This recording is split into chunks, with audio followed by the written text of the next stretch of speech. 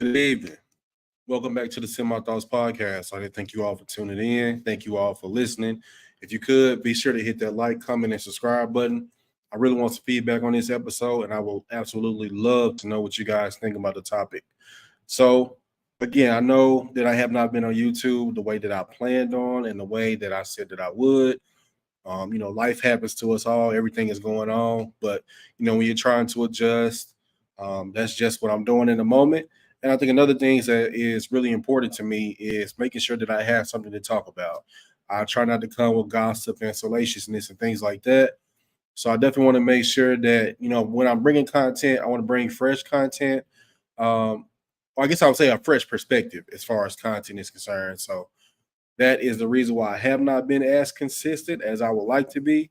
Again, I don't like to gossip and things like that. I like to have straightforward conversation. So this is something that we all partook in over the last couple of weeks.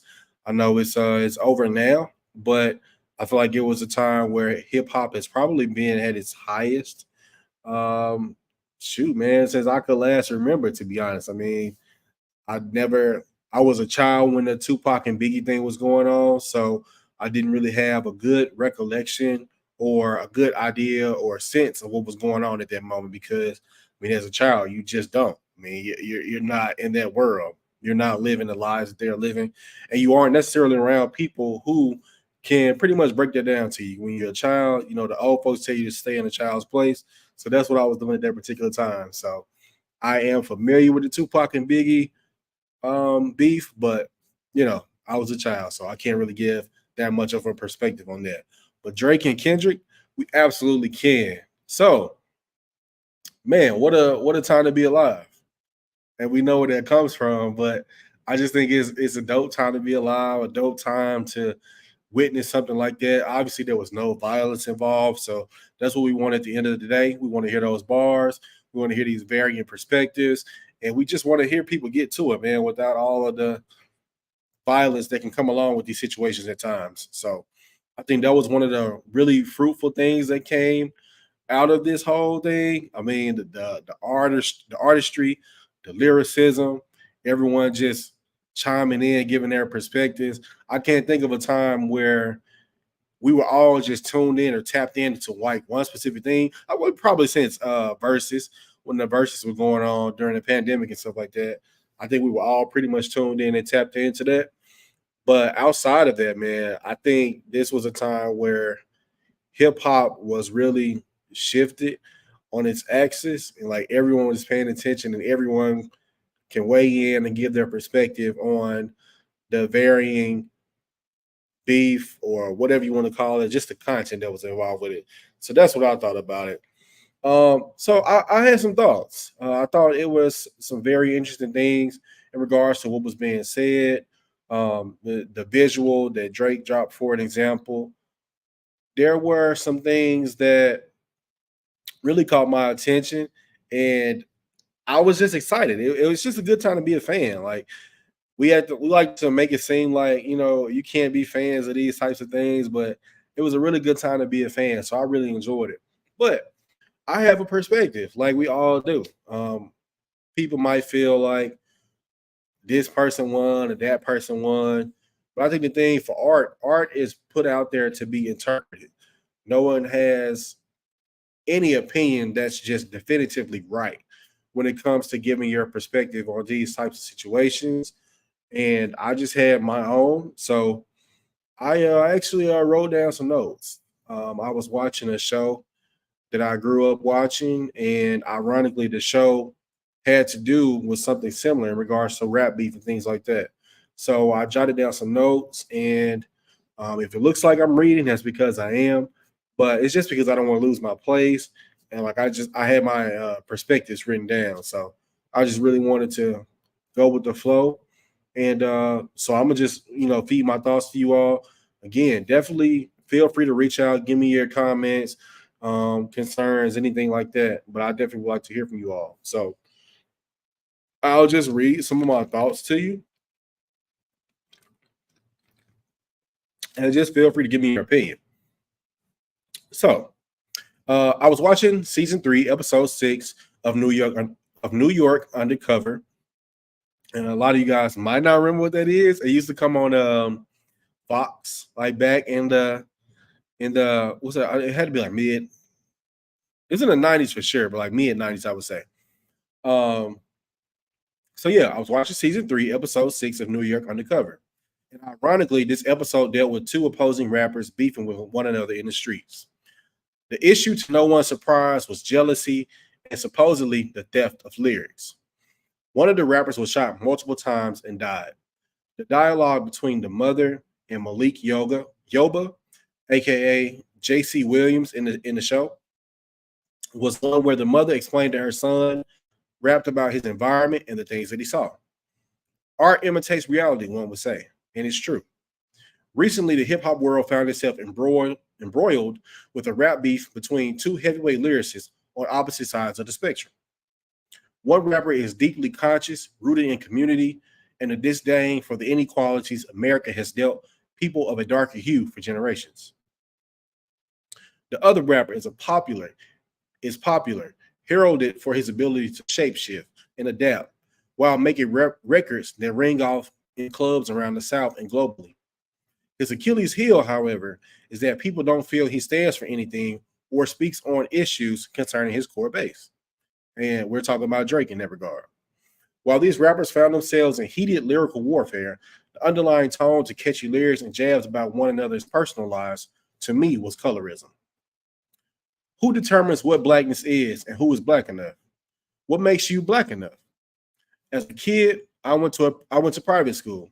It was where I got my start. And while it was a private school, the kids I was in class with all looked like me. It was when I got to public school where I began to be questioned about the way that I talk and why I dressed the way that I did.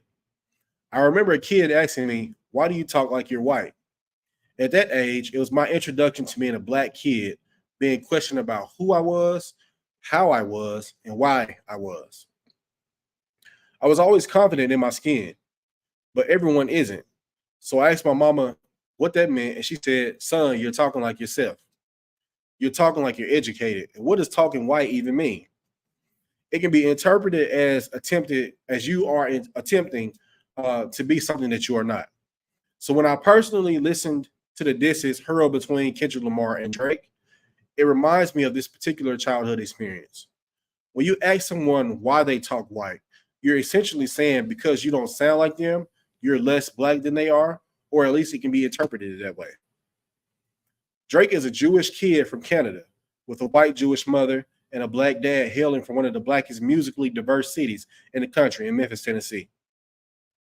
When you look below the surface of this beef, the tone of the records are clear. There is a clear disdain that K Dot has for Drake, and while he's equally as big of a rapper, the diss songs are very telling. He doesn't want Drake to say the N word anymore. It says that he doesn't like when he says that word. Is it because Drake's mother is white? Is he simply dismissing his black father? Drake has mentioned on the record previously that when it comes to his blackness, it seems he is always in question among people who look like him. What he must also understand is that while it is not his duty to speak on every black issue that arises, there is a perception that exists that says his voice is not present in these conversations. However, his voice is around to entertain and provide a summer bop to get the ladies dancing and the fellows ready to mingle with the ladies. This is an indictment on who he is as an individual, and he has to come to grips that his voice can't only be used for summer bops and quality music.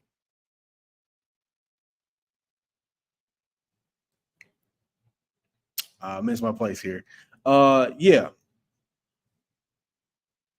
yeah. So this is an indictment on who he is as an individual, and he has to come to grips that his voice can't only be used for summer bops and quality music, which he consistently gives, but that it must also be used to speak holistically to the black experience when it comes to injustice. As pro-black as Kendrick Lamar likes to come off and present himself as, he is also a man with flaws. There are millions of black kids bullied for a myriad of different reasons, and for a guy who made a song with the lyrics, "I love myself," there are holes that can be poked in the records he released recently.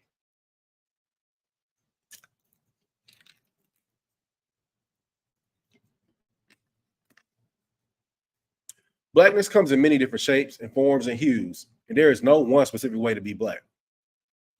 Let's discuss some of the hypocritical things Kendrick Lamar has spewed in his lyrics pre-Drake beef.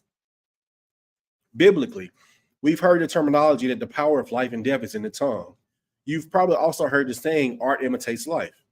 In his 2015 release, To Pimp a Butterfly, track 16, The Blacker the Berry, Lamar refers to himself as the biggest hypocrite of 2015, where he was having an introspective conversation of acknowledgement. In the song, he acknowledges everything that the world considers blackness to be, but he proudly embraces their perceived flaws of his or our appearance.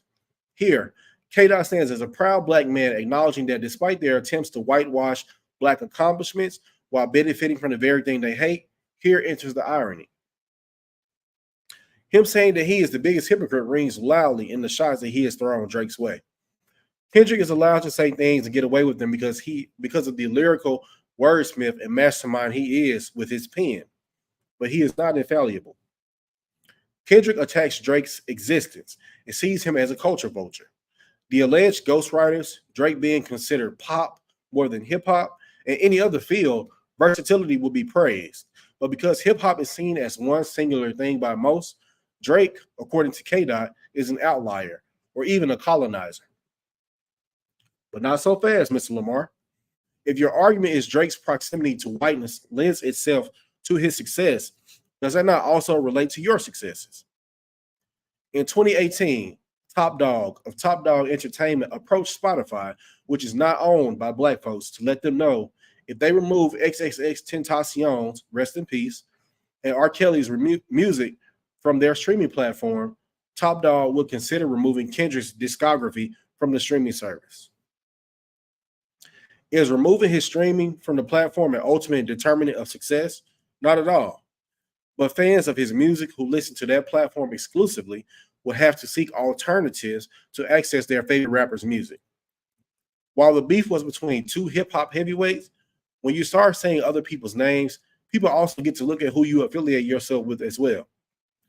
People Kendrick Lamar have stood by, such as Kodak Black, for example, taking pictures with, etc., have been accused of some of the same things he is accusing Drake of and the people that he has been around. Are you standing on business with those people in your life as well, or is this all about Drake? You the black messiah wifing up a mixed queen. This is also a proximity to whiteness for K-Dot. Granted, love who you love, but no one is saying you are any less black despite your lady not being fully black. Not like us. Who is us? I would love to know who Kendrick is referring to, although I believe we know who he is referring to. Is it black people? Cats from LA? Who determines who is not like us? Here again, he is taking another shot at Drake. This is another example of colorism, and this is another example of Kendrick Lamar being a hypocrite. The title of the record gives you are invited to the cookout type of vibes. I was talking to a couple of my friends about it, and they were saying that was one of the things that they didn't really like about the Not Like Us record. Who determines blackness? Again, who determines who can come to the cookout? I mean, obviously, we know that the cookout isn't something that's real per se, but it's just like black people saying that, okay, if you're of another race, you're able to enter this conversation, or because of your stance on whatever the issue is, if it aligns with our views, then you're invited to the cookout per se. So because Drake makes music that makes you bop, makes you dance, you know, he has a couple different vibes. He partakes in a couple different genres. I feel like Kendrick is saying that, okay, bro, where's your sound? Who are you? You're kind of like a chameleon in a sense in our industry. Like, you got to pick a side and you got to stay there. But what Kendrick is basically telling him is that you don't qualify to have any of these conversations. And again, Drake has to figure out a way in which he isn't just about entertainment, but he's also about uplifting the community. Now, you're uplifting the community with the type of music that you're making. You know, you provide the vibes for whatever is going on. But when it comes to serious injustices within our community, where are you? What do you stand for? That is what I feel like is one of Drake's biggest questions that he needs to answer going forward the rest of his career. You can't just make music for the vibes and the bops, bro. You got to give us some. You ain't got to give us no conscious records because there are enough rappers in that specific lane. So you don't have to do that. But what you do have to do is to provide. Um, I feel like you have to provide some meaningful conversations, and your voice needs to be heard in situations where things and issues arise that affects our community. So I feel like that is an accurate, a more than accurate criticism of Drake. It's something that he absolutely needs to address at some point throughout his career as it continues to go forward. So hip hop for the longest has been a melting pot, and I do not see that changing anytime soon. You have had cats like the Beastie Boys and Eminem, for an example, enter this space and be huge contributors to it. But not once were they asked or dressed down about their place in the space or why they're attempting to inhabit said space. Blackness is not exclusive to one person's understanding of what black identity looks like, or whatever that may be, or whatever that may look like for a group of people who identify as black. So let's be clear. Kendrick Lamar absolutely won the beef based on executions solely. But he said it himself. He is a hypocrite. By definition, a hypocrite is a person who puts on a false appearance or virtue or red. Let me rephrase that.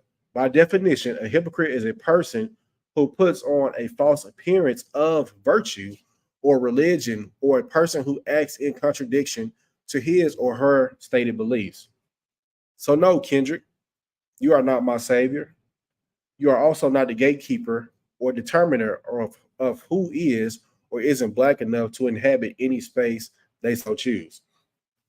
So those are just some of the thoughts that I wrote about the whole Kendrick Lamar versus Drake beef, or the conversations that they had. I would rather say not beef, because it's not beef. So that was my perspective. I was talking to a friend who gave me a really unique and a really interesting perspective as well that I think is absolutely important. Um, we are all hypocrites in some shape, form, or fashion. There is something that we have all been hypocrites about. And I don't think it's intentional per se. I think it's just a part of the human experience. I think it's just a part of us existing in these spaces. When I say any, I'm talking about any space in general. So when you're just simply existing in these spaces, it's easy to be a hypocrite. It's easy to point out what somebody is not doing. Um, but it takes that same level of discernment to look yourself in the mirror and also pose that same question to yourself. So, how do you rectify these situations in your own life? How do you, or how can you look yourself in the mirror and be able to say, maybe I'm not really giving this situation the gravity um, of thought that I should, or maybe I'm looking at this situation in an entirely different manner, and maybe I need to take a step back, check myself, and see if the things that I'm talking about, if the things that I am associating myself with, align with the way that I live my life. So, me calling Kendrick Lamar a hypocrite isn't any like type of shot or anything like that, because we're all hypocrites to some shape, form, or fashion. Um, I just think that when it comes down to the way in which the conversation was going, excuse me, in these songs, I just think it's really important to point out things um when it comes to checking yourself on these types of things and situations. I just think it's really important, and that it's just something that you can't turn a blind eye to. So this is just my synopsis. This is my opinion of the situation. And I just wanted to share. I know everybody else has had the opportunities to share theirs at this point in time. So I just wanted to share my perspective as well. Definitely feel free to hit me up on social media. I'm on Sip My Thoughts on all platforms. You can even shoot me an email at sipmythoughts@gmail.com, www.sipmythoughts@gmail.com. And yeah, I mean, definitely just reach out to me. Share your opinion, share your perspective. I would love to have some additional conversation about this. So yeah, definitely tap in with me. If you have not, please like, comment, subscribe on this channel. Please subscribe to the channel as well. I'm trying to grow my following, so I will really appreciate it. If you can give my content some feedback, criticism, whatever you think that I need to do different in order to get you all's attention and things like that, I'm all for it. So just hit me up. Let me know. This has been another episode of the Sip My Thoughts podcast. Kept it really short today. I didn't want to belabor the point or drag this out because it's already done and over with. But sometimes I just like to take a step back, give a varying perspective, and just see what people think. So again, thank you all for tuning in. Thank you all for listening. I'm on all streaming platforms at Sip My Thoughts. I'm on all social media platforms at Sip My Thoughts. Definitely tap in with me. Thank you all for tuning in. Thank you all for listening.